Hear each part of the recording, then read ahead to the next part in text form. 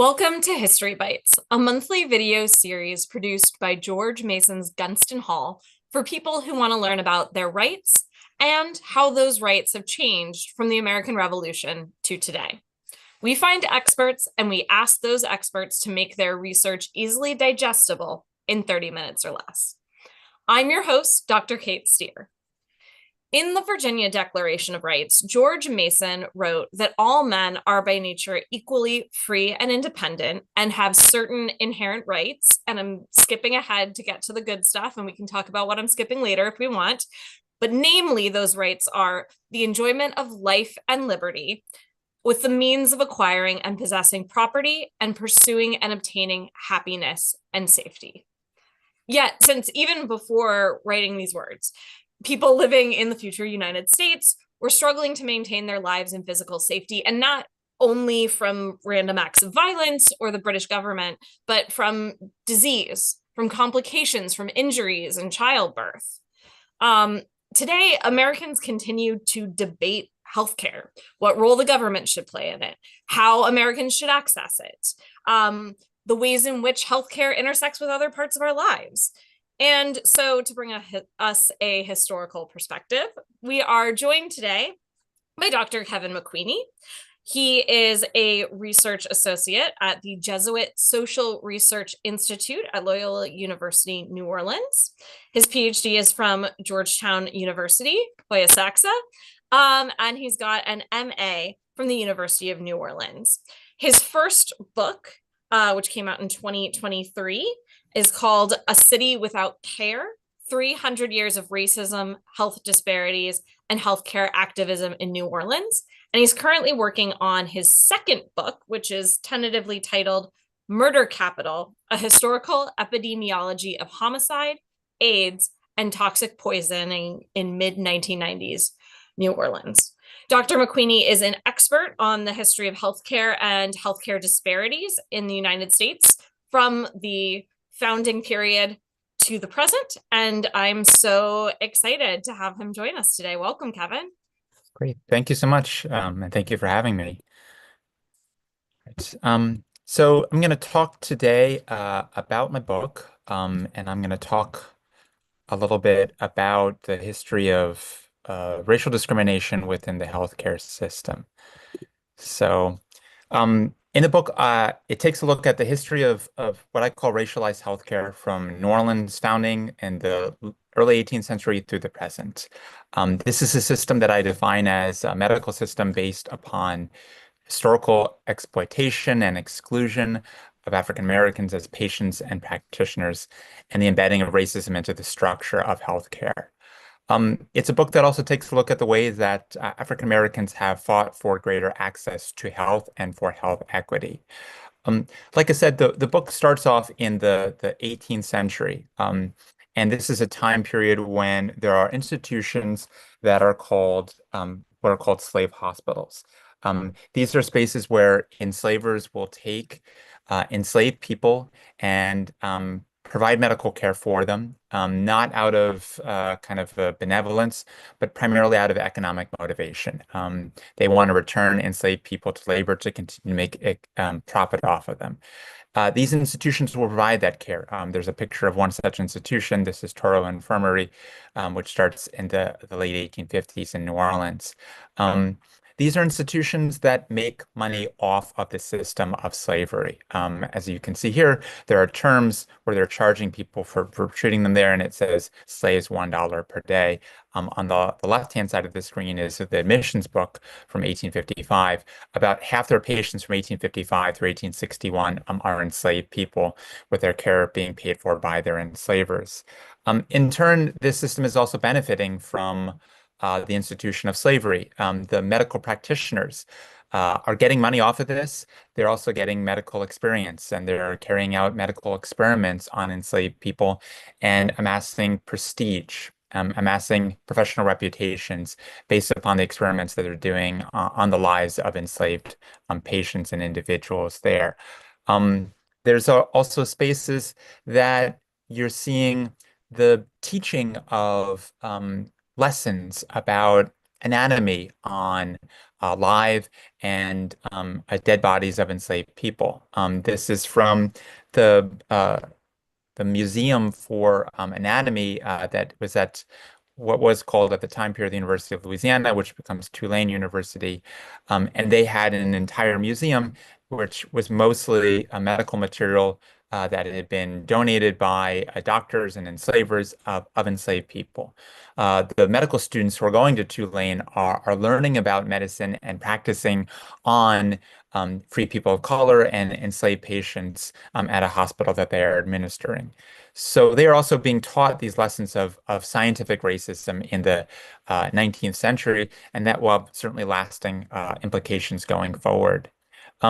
There is an opportunity to dismantle this system, and so this is what the book takes a look at too, is when there are opportunities to get rid of this healthcare system, this racialized healthcare system. With the fall of the institution of slavery and the occupation of the city by federal troops, there is a new state constitution in 1868 that forbids the segregation of healthcare institutions, that requires so-called public rights, including the rights to access institutions like hospitals. And these healthcare institutions are supposed to desegregate. But this does not occur. The federal government really does not enforce this. The state government does not enforce this. There's some nominal levels of desegregation at Charity Hospital, which is the state-administered hospital. But for the most part, private institutions refuse to follow through on these orders. There's no punishment. Enslaved patients do receive some care. At this institution, it's what was called the Marine Hospital, becomes the Freedmen's Hospital from 1865 through 1869. It's administered by the Freedmen's Bureau and does provide treatment for formerly enslaved patients who are coming in the thousands to New Orleans seeking a new opportunity, seeking refuge as the institution of slavery is crumbling. But this moment to dismantle the system really crumbles with the end of Reconstruction. A part of the end of Reconstruction is because of the violence that is taking place, the white supremacist violence that is taking place here in Louisiana. One such incident is this incident depicted here. This is the Battle of Liberty Place, which is 1874. A white supremacist organization overthrows the democratically elected government in Louisiana. That organization, many of the leaders of that organization are physicians who are lending this intellectual credence, legitimacy to this white supremacist organization. With the end of Reconstruction, you have the return to power of the Southern Democrats and then the retrenching of this system of racialized healthcare. There's another opportunity to dismantle this system in the early 20th century when New Orleans, like a lot of other places, carries out new efforts of civic improvements. They're building new hospitals and new institutions. They're expanding the city's water and sewage system. They're providing treatment for communicable diseases like tuberculosis. And there are opportunities, therefore, to address racialized healthcare and to address racial health disparities. But again, the institutions that are created are allowed to be whites only or segregated institutions. The extension of civic improvements like water and sewage primarily are benefiting white neighborhoods. When they do benefit black neighborhoods, those neighborhoods are then declared to be whites only neighborhoods, and there's a racial segregation ordinance that is enforced, and black residents are kicked out by the police and by acts of white violence.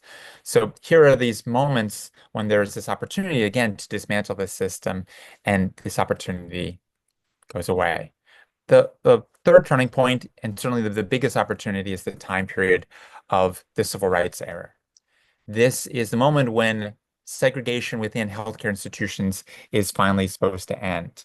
And you see that certainly most prominently with some of the federal legislation that is coming out. You get the 1964 Civil Rights Act, which forbids segregation in healthcare institutions. Similarly, you have Medicare and Medicaid, 1965, which told healthcare institutions that they can't discriminate or they would lose federal funding. There is a Supreme Court case that comes down in 63 that strikes down the separate but equal part of the Hill-Burton Act, which is a federal funding for new and existing hospitals, and they're allowed to be segregated or whites only, and that's declared to be illegal. And this should have ended ended healthcare being segregated, but this is not really the case. Two-tiered healthcare is allowed to continue. There is some desegregation at some hospitals, most significantly Charity Hospital, which is again the public institution funded by the state. There is some efforts to desegregate there after lawsuits by Black residents, initiated by residents and then supported by the NAACP. But that institution will become the one institution that will primarily desegregate this public institution. The private institutions, for the large part, will really maintain their systems of racialized healthcare within those spaces. Um, Charity, like I said, they are desegregating into the 1960s. For much of their history, they were segregated. They had an African American ward that was underfunded, overcrowded. The picture here on the left is a picture when there was an inspection in 1927, and it was a little grainy, but Black patients were forced to sleep double or triple to beds. And patients with communicable diseases were in beds with patients who had broken limbs. When that institution does desegregate in the 1960s, a couple of things, pretty noticeably happen. A lot of the white residents start to leave that hospital and primarily are going to the formerly whites-only institutions. And then the state also starts cutting funding for that institution as it starts to desegregate. The whites-only institutions, the formerly, officially whites-only institutions, they really remain defiant. They oftentimes will turn away Black patients, low income Medicare and Medicaid patients illegally. They will also refuse to hire or hire very few Black employees, including Black doctors. There is lawsuits against these institutions for discrimination. There was also an investigation finally by the Department of Health, Education, and Welfare in the 1970s, and they find that almost all the formerly all-white hospitals are in violation of the Civil Rights Act and of Medicare and Medicaid by denying admittance to these institutions. Um, but unfortunately, it is left up to a federal judge to review their findings because the federal government initiates the kind of the ultimate punishment is that these institutions, which are held to be in violation of these acts, can lose all federal funding. Several of them are threatened with this loss of federal funding, but an administrative judge reviews the findings in the late 1970s and dismisses largely any type of punishment, tells these institutions to remind their employees that they can't discriminate, urges them to hire Black doctors, and then kind of dismisses any type of real punishment for them and allows these institutions to basically maintain racialized healthcare. The other thing that happens in the same time period is there's a creation of an entity called the Health Education Authority of Louisiana that is a kind of private public partnership that will allow healthcare institutions to get federal funding to expand. And many of the healthcare institutions in New Orleans want to use this federal funding to build new hospitals. Tulane University and LSU, which had previously been co-administering Charity Hospital, they want to create new university hospitals. They want to expand this new medical district in New Orleans. And in order to do so, they plan to use federal money to displace residents of that community, the surrounding community. And it's a pretty big effort to do so. Black residents organize against it. The city approves this funding over the objection of Black residents. The funding, the program never happens because by the time period that it gets approved, the Nixon administration has largely started to gut many of these programs of urban renewal and the Great Society. So this doesn't take place. But Tulane University does create its own private hospital with funding that is provided by HEAL. The other thing that is happening into this same time period is that there is a shrinking of funding for the two hospitals that are primarily administering to Black residents. So like I said, it's Charity Hospital, which is the public hospital, which has seen most of its white patients leave and go to the formerly whites-only institutions. There was another hospital. This was Flint Goodrich Hospital. It was a hospital started in 1896. It was a hospital for African Americans. And starting in the 1920s, it is administered by Dillard University, has an all-black board, and is this hospital that is carrying out pretty historic efforts to expand health equity and healthcare for African Americans over the course of the 20th century. That institution, though, is really kind of financially bleeding out by the 1980s. And the same thing is happening to Charity Hospital. Flint Goodrich is unfortunately, it's closed in 1985. All the patients from Flint Goodrich, for the most part, go to Charity Hospital, which in the 80s, 90s, and then the early 2000s faces increasing state cuts. By the time period of Hurricane Katrina, um, 75% of the city's Black residents are using Charity Hospital, that one institution, right? The average wait time at the ER is 12 hours, and that's where a lot of residents are getting their only access to healthcare. And if you want a clinical visit, a non-emergency clinical visit, the average wait time is 6 months. And it's faced repeated efforts of closure by LSU, and then loss of accreditation because of the lack of funding.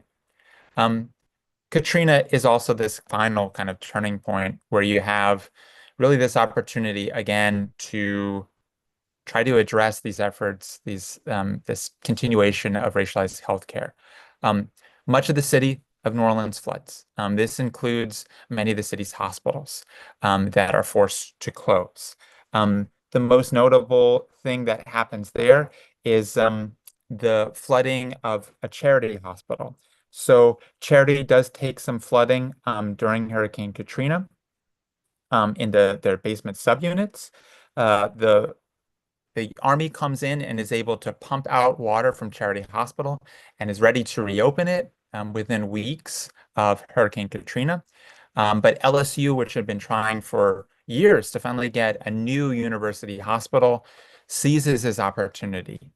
They send home the people who work at the hospital. They say that they're going to keep Charity Hospital closed, that it's no longer fit to be reopened.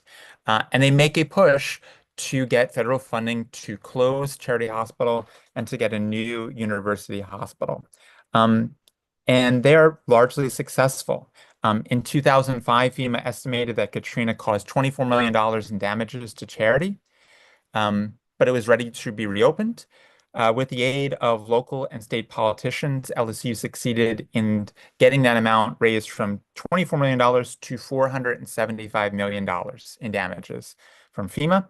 And they get hundreds of millions of dollars from other federal funding sources to build a new $1.2 billion university hospital that was adjacent to a new $1 billion VA hospital complex.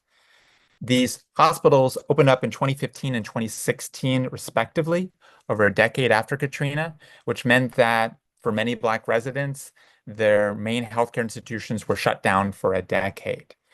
In order to build this new university medical district, which is 1,500 acres, the city used state power and their eminent domain power, again supported by federal funding, to raise 265 homes and dozens of businesses in the predominantly Black upper mid-city neighborhood. And so there's this effort that had been tried in the 1960s, was unsuccessful. There was a previous effort to do so that had been successful in the 1930s when they had built a new expanded charity hospital in the 1930s, which at the time period was the second largest hospital in the United States. In order to build that hospital, they had again displaced Black residents and built up this new hospital. And now here we have, after Katrina, this again state-supported effort to displace Black residents and to build this new university hospital. This hospital has a completely different message, a completely different mission statement, where previously, before Katrina, they're a hospital that is primarily and only designed for low-income or no-income patients. And now the hospital is brands itself as a what is called a destination hospital. So, that's the way that we can see this kind of continuity. And the last thing I'll say for today too is we also see that a continuation of disparities in racialized healthcare has led towards racial health disparities that you can see in higher rates of African American disease and higher rates of mortality. The Black mortality rate, which is nearly triple that of whites going in 1930, if you can see on the chart, nearly closes that gap, nearly closes by 1970, thanks to the efforts of Flint Goodrich and Black physicians and Black health advocates. And then it opens up again in the 21st century. So there's a pretty big disparity gap in terms of disease and then mortality outcomes. And African Americans are really suffering as a result of that. I'm going to stop my share, and what I'll do is I'm happy to open up to any questions that you all may have. Yeah. One thing that struck me while listening to what you were sharing, because I spent most of my time in the 18th century, and I did mention that I sort of yada, yada, yada over some of the Virginia Declaration of Rights, I kind of wanted to go back to that and share a little bit more of that section and kind of get your reaction to the relationship between this part of the Virginia Declaration of Rights and your research. So, in the longer quote, there is a caveat to all men being created equal. And it was one that was actually added in committee by the other members of the Virginia Constitutional Committee working on this Declaration of Rights. It's not in George Mason's original draft, but it says men who've entered into a state of society. And this is language that is in the ratified version. It kind of comes and goes from a lot of the other documents like the bill or Declaration of Independence and things that kind of borrow some of this language. But I'm kind of curious about what if you see any kind of resonance with that idea that there is some kind of exclusion perhaps from these kind of earliest days into who is in and who is out in terms of having access to particularly these questions about life and safety. And also, is there a significance there in thinking about it as a social belonging? It's not an explicitly kind of racial category. What does that mean about this early 18th century period? Yeah, and that's a really fascinating question. One thing that I think you can kind of see the tie-ins into this is that with the way that Americans have access and thought about healthcare, a lot of that has been through a real kind of class lens. Mm, People who belong to society, especially being kind of high society, right? In the 18th, 19th century, the only people who could really afford healthcare are people who are kind of wealthier, and the healthcare that they're getting, it's not coming primarily from hospitals. It's coming primarily from private physicians. You're either going to them or they're primarily coming to you. Hospitals are viewed as spaces for low income and no income patients. These are the spaces where you would go when you had no one to care for you. And hospitals are seen as these kind of reviled places because they have a really high death rate. Because germ theory is not really understood, and really high rates of death. Places like Charity Hospital, the death rate throughout a lot of the 19th century is about some years 20%. So if you would go to the hospital, regardless of your ailment, you're going to be dying because of exposure to communicable diseases. When that changes in the early 20th century and healthcare becomes and access to hospitals becomes something that is desirable by middle income and then upper income people, you again still have these kind of gatekeeping of low income patients. And now everybody's has access to these institutions, but it's all about private hospitals for the wealthy and then these public institutions, low funded, right, for lower income patients. And so I think that healthcare has always been the story about, segregation of people based upon racial categories, based upon class categories of who is deserving of health and better health outcomes. And this has always played out through that lens throughout American history. I think that's a fascinating idea that you kind of mentioned that in the 18th and 19th century, being in a hospital almost like explicitly meant someone was outside of a state of society in the sense that society, they were not connected enough to have private care. That's a really fascinating idea I had never considered. So thank you so much for that. It also, I mean, as you were talking about the kind of economic element in all of this, I mean, going back again to my early kind of Virginia Declaration of Rights quote, I was thinking about, even as I was reading it, the enjoyment of life and liberty and the means of acquiring and possessing property. are right there, kind of co-equal. And I'm wondering how you see that as sort of a foundational statement, again, that you see repeated across a lot of kind of governing bodies in the United States. If that has impacted this development of healthcare at all, and particularly given the conversation you were having early on about in a world where enslaved people were real estate, the roles that hospitals played as healthcare and also as kind of a means of possessing property. Yeah, absolutely. And I think that healthcare has always been shaped through ideas about economics and also ideas about, property too. I'll just mention, a couple kind of thoughts, briefly. Um, health the treatment of African Americans as patients when they're enslaved is because they're seen as property by their enslavers. And because there is a profit motive that is attached to them, there is a calculus that is done by enslavers, for example, where they will decide who they will send to a hospital or who they will get a doctor for. And the calculus is based upon what do they think is the value of that person and how likely that person is to survive. So enslavers would be more likely to send somebody who has some type of ailment that they think is going to live to a hospital rather than somebody who needs the most medical attention because they're the most likely to die. And so there is this cold calculated measure to this. Similarly, the treatment of the medical institution from their perspective, they also take a look at patients through an economic lens because we have a for-profit healthcare system, which has been one of the things that I think in a lot of ways has shaped a lot of the problems of the healthcare institution. It's when healthcare institutions can make money, they will provide care. And when they don't think that they can make money, they don't. When you have Medicare and Medicaid, for example, these are well-intentioned federal government programs that have been historically underfunded.